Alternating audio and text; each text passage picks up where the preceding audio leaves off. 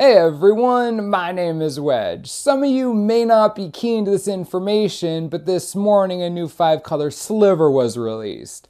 Along with each pre-release promo and some other cool stuff, this is another day of awesome spoilers. I might start overdosing on M15 hype. We'll start with pre-release promos. Resolute Archangels, 5 colorless and 2 white for a 4/4 flying angel. When it enters the battlefield, if your life total is less than your starting life total, it becomes equal to your starting life total. I get that it's 7 mana, but that ability is disgusting, especially in Commander. Playing this when you're at 10 life, gaining you 30 seems pretty good no matter what the cost is. Not even just that, but in Limited, a 5 or 10 point jump in life late game could mean a win or loss. The white promo is pretty strong. Mercurial Pretenders, 5 mana for a 0/0 shapeshifter. You may have it enter the battlefield as a copy of any creature you control, except it gains the ability to pay 2 colorless and 2 blue to return this creature to its owner's hand. This is an interesting card.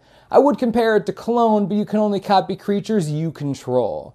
It's nice to be able to return it to your hand. Versatility is important, but finding a place for this, even in a limited deck, is going to be difficult. If you're playing Commander and you need clone effects, this will do just fine, especially since it can bounce itself if something goes wrong.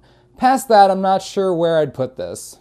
Indulgent Tormentor might be my favorite pre-release rare. 3 colorless and 2 black for a 5/3 flying demon. At the beginning of your upkeep, draw a card unless target opponent sacrifices a creature or pays 3 life.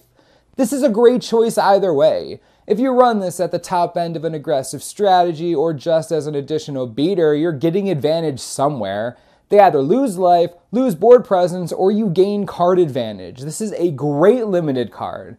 It's a phenomenal Commander card, and honestly, I can see some budget strategies in Standard that might pick this guy up. He's impressive. Siege Dragon is 5 colorless and 2 red for a 5/5 flying dragon. When it enters the battlefield, destroy all walls your opponents control. Whenever it attacks, if defending player controls no walls, it deals 2 damage to each creature without flying that player controls. This is a finisher if I ever saw one. Of course it'll be a bomb in Limited, that's obvious.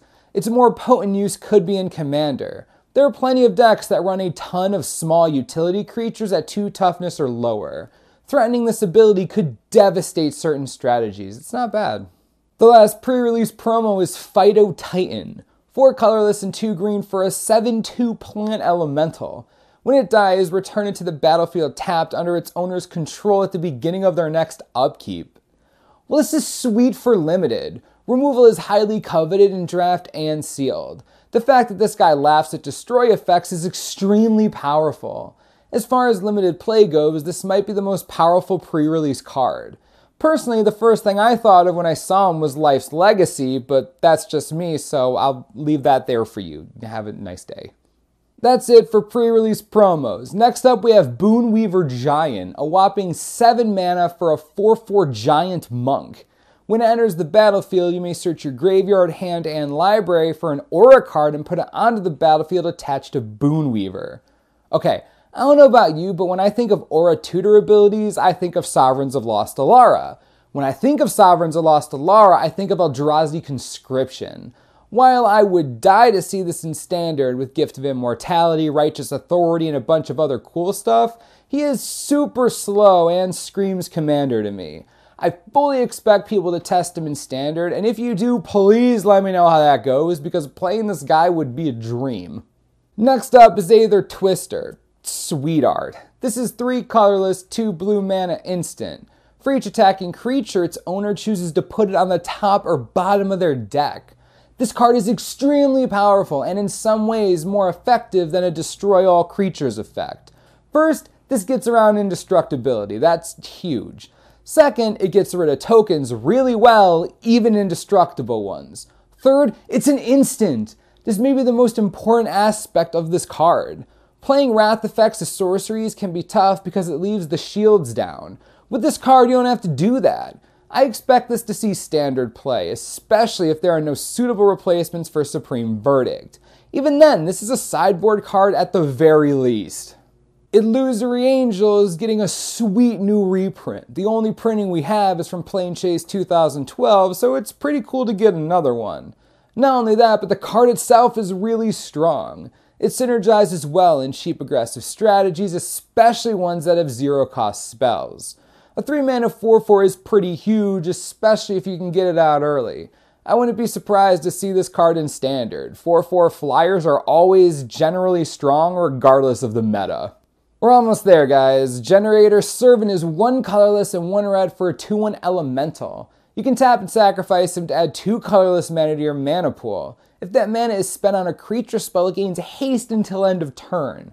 At first glance, this might not seem like much, but it can create some really explosive plays. Let's say that you play this turn 2. On turn 4, hypothetically speaking, you have a Soul of Chandalar sitting in your hand. Just sacrifice this guy, play the soul, and you have a hasty first strike 6/6. That is insane. A lot of people will overlook this card, but don't be so quick to. It could be really interesting in constructed formats, especially in Commander where everything is gigantic and haste is hilarious. I have no way to preface this besides to say good luck.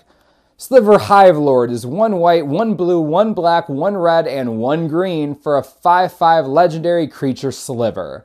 Sliver creatures you control have indestructible.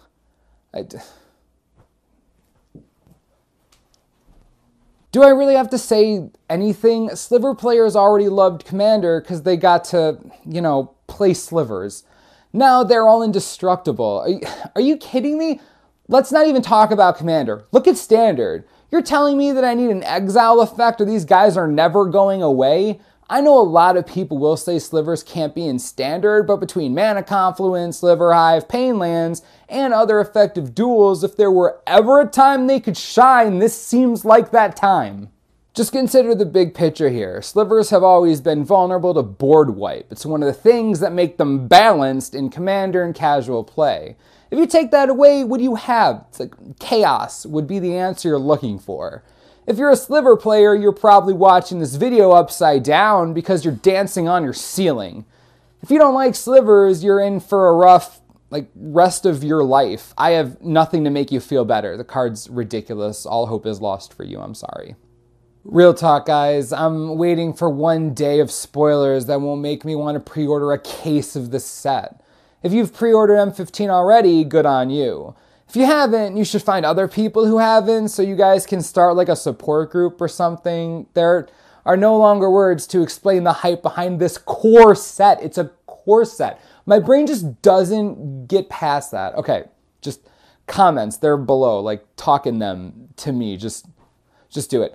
As always, subscribe below for the latest and most reliable M15 spoiler information you could ever need. This is the Mana Source. I'm Wedge. Thanks for watching. We'll see you next time.